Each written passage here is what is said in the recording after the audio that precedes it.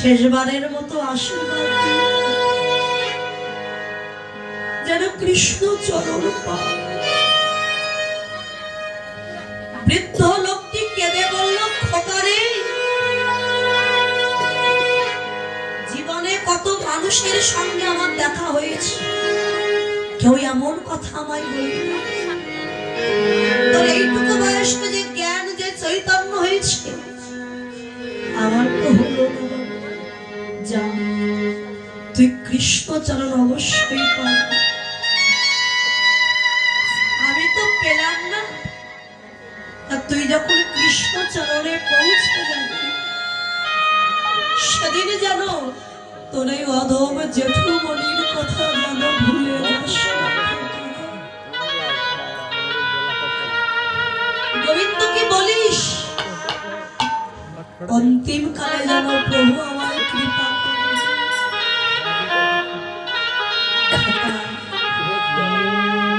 তুই তো ভক্ত হয়েছিস, আমি তো পারলাম না ভক্ত হতে,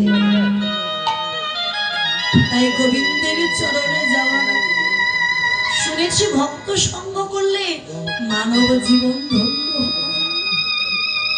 আর দূরে দাঁড়িয়ে থাকিস না বলো, একবার আয় আমার কাছে, একবারে আয় আয় ভক্ত, ভক্ত আমার হৃদয়ে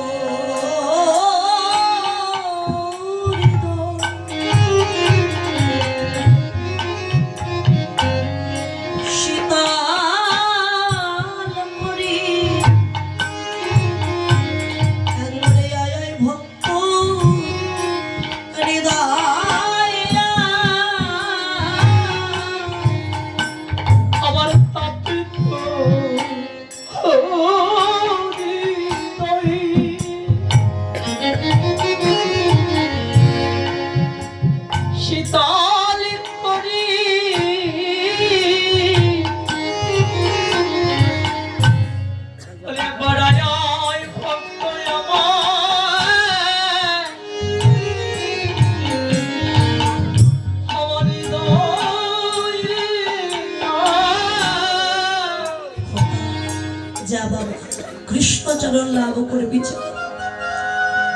কেউ পৃথিবীতে ভক্তি নিয়ে জন্মগ্রহণ করে, আবার কেউ বা পৃথিবীতে এসে ভক্তি বস্তুটা অর্জন করে।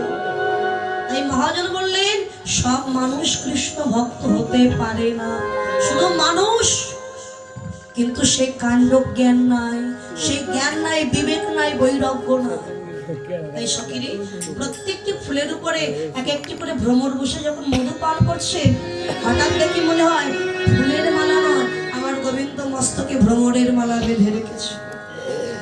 এই মস্তকে ভ্রমরের মালা। আর কি দেখলাম জানিস?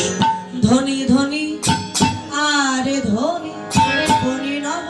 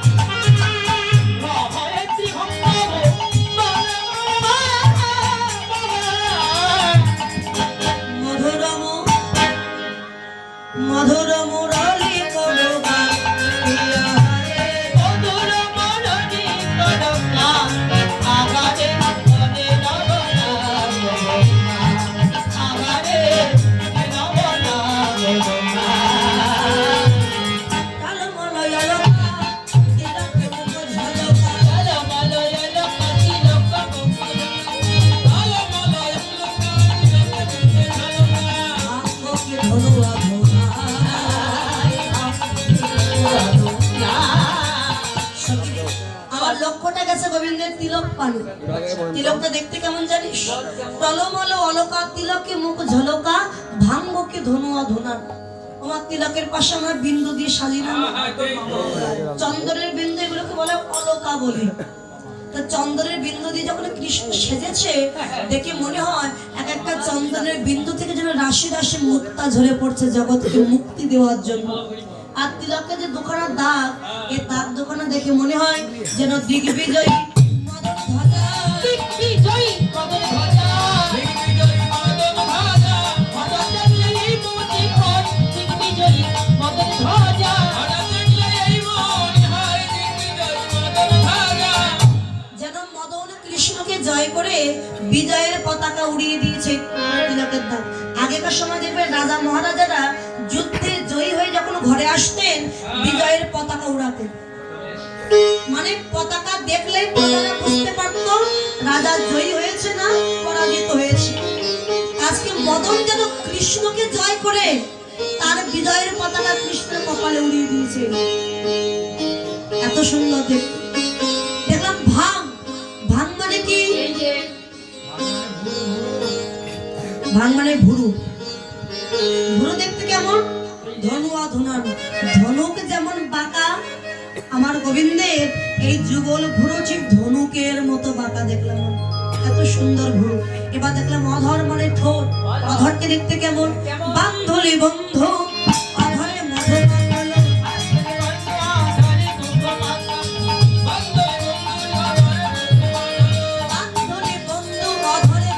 মাখালো, বান্ধলি বন্ধু অধরে মধু মাখালো,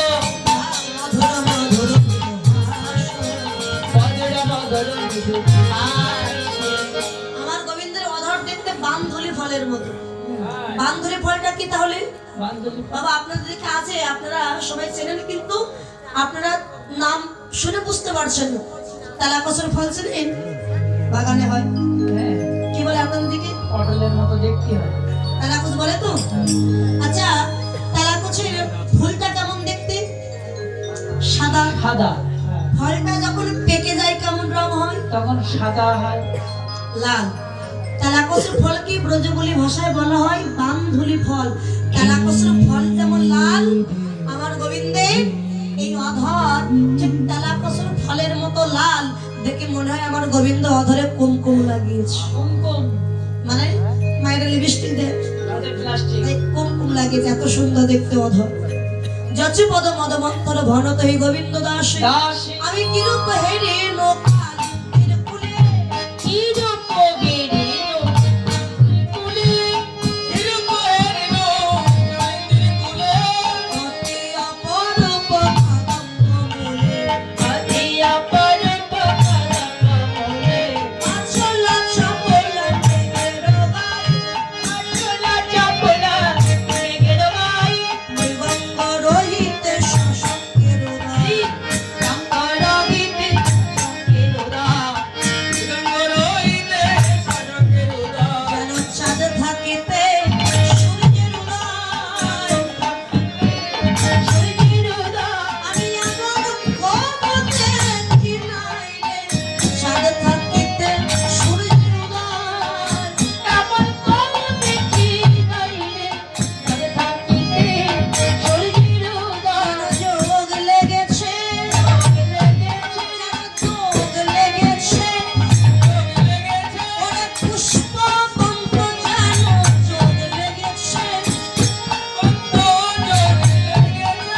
পুষ্পবন্ত যেন যোগ লেগেছে, পুষ্পবন্ত যেন যোগ লেগেছে, যোগ লেগেছে, পুষ্পবন্ত। দেখুন, চাঁদ থাকতে যখন সূর্যের উদয় হয় তাকে বলা হয় পুষ্পবন্ত যোগ লেগেছে। আচ্ছা, চাঁদ থাকতে কখনো সূর্যের উদয় হয়? হয় বাবা? চাঁদ থাকতে সূর্যের উদয় হয় সেটা খুব কম, হয়তো বছর কত বছর বছর পরে একবার কিছুক্ষণের জন্য দেখা যায়। আর চাঁদ থাকতে সূর্যের উদয়, চাঁদ কাকে বললেন? এই যে গোবিন্দের তিলকের মাঝখানে যে চন্দনের বিন্দু, এটা দেখে মনে হয় চাঁদ।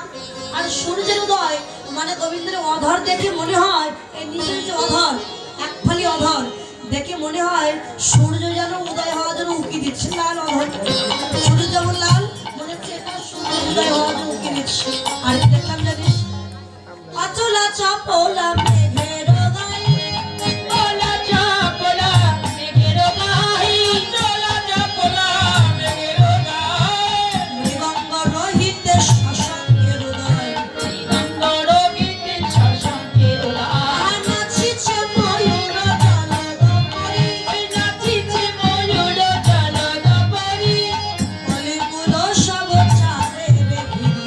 বলে কলসব চাঁদেরি ঘেরি। আমি ময়ূরের নৃত্য দেখে এলাম, ময়ূরের নৃত্য দেখে এলাম, ময়ূরের নৃত্য দেখে এলাম। এমন কবুতর দেখি নাই রে, ময়ূরের নৃত্য দেখে এলাম। এমন কবুতর দেখি নাই রে, ময়ূরের নৃত্য দেখে এলাম। সখী ললিতা রে, আমরা জানি মেঘ যখন হয় বনে ময়ূরী পেখম তুলে নৃত্য করে, কিন্তু আজকে বৃন্দাবনে দেখলাম তা নয়, তা নয়, যেন মেঘের উপরে ময়ূর নৃত্য করছে। সখী রে, তুই মেঘ কাকে বললি আর ময়ূরের নৃত্য বা কাকে বললি? সখী, দেখলাম গোবিন্দের চাচুর চিকুরি কেশ, মানে চুল দেখে মনে হয় কালো মেঘ, চাচুর চিকুরি কেশ, তার উপরে যে ময়ূরের পুচ্ছ বেঁধে রেখেছে না কৃষ্ণ মাথায়, ময়ূরের পাখা, বাতাসের মৃদমন্দ গতিতে এই ময়ূর পাখাটা এমন করে দুলছে মাথার উপরে। হঠাৎ দেখলে মনে হয় যেন গোবিন্দের মাথার উপরে ময়ূর নৃত্য করছে। আরো অদ্ভুত কহিতে নারী, আরো অদ্ভুত কহিতে নারী, যথাই অদ্ভুত কহিতে নারী, মাথায় মেঘ তথায় নারহে বাড়ি, যথাই মেঘ তথাই নারহে বাড়ি, ওরে হৃদয় মাঝারে প্রবেশ করি, হৃদয় মাঝারে প্রবেশ করি, নয়নের পথে বহায় বাড়ি, নয়নের পথে বহে বাড়ি, ভেসে যাই রে ভেসে